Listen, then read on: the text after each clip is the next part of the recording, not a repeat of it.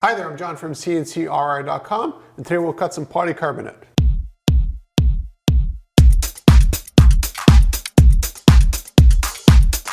It just happens by coincidence that we actually end up two different polycarbonate jobs from two different customers on two different thicknesses, so I thought it'd be kind of interesting to do a video about it.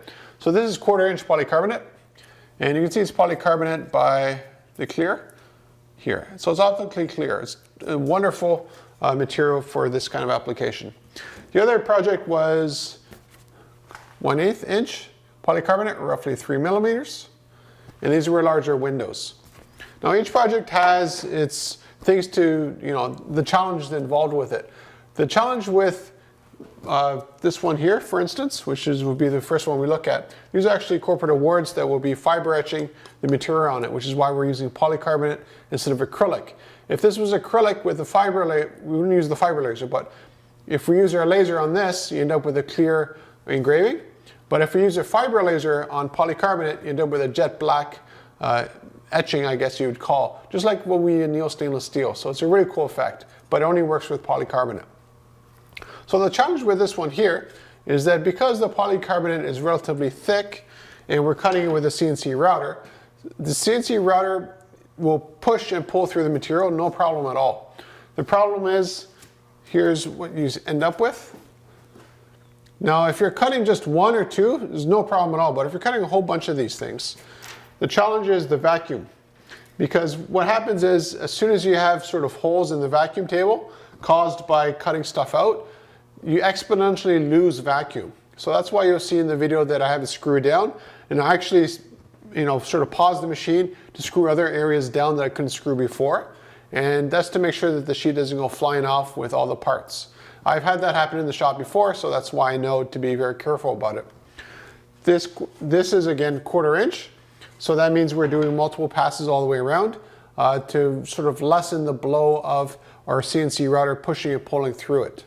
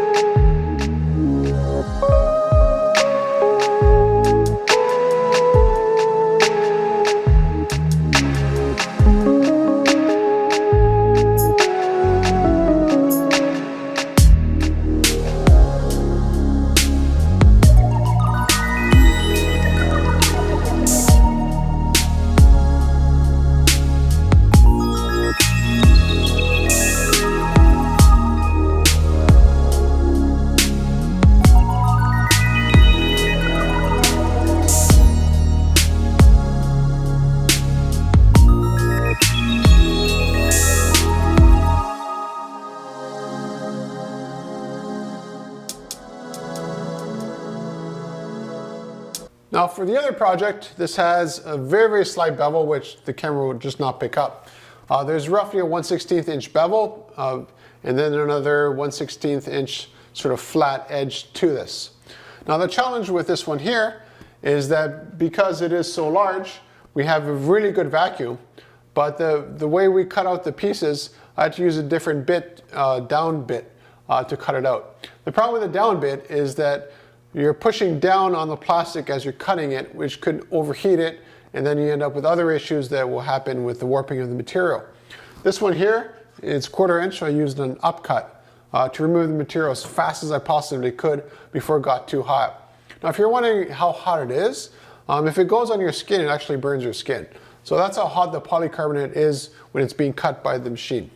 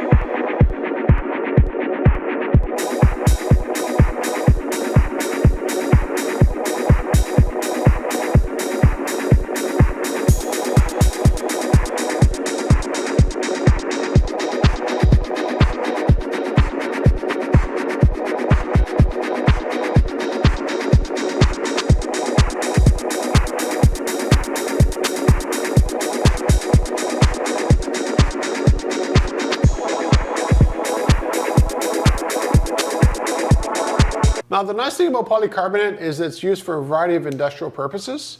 For some customers we actually make blanks for them to thermoform it.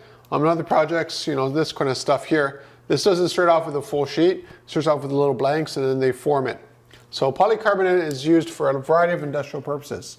The nice thing about it is that it's incredibly strong. It's literally bulletproof glass. But the other nice thing about it is it's very easy to recycle. Recycling companies really enjoy this stuff. It's a premium sort of plastic. It forms because you can melt it down at a certain heat and then you do the thermoforming with it. We don't do any thermoforming here in the shop, but we have customers who do, and those are the guys we cut out the blanks for. Now, because we have a fiber laser, again, we can mark this stuff permanently. And this project originally actually, it is a window, but originally had a lot of fiber marking on it. The customer ended up finding a different way of producing what they needed to produce. So that's why we're not doing fiber marking on that, but it was always an option. And the nice thing about fiber marking is literally any material or any sort of font, any size, any imagery that's a vector based, we can put that permanently on the window.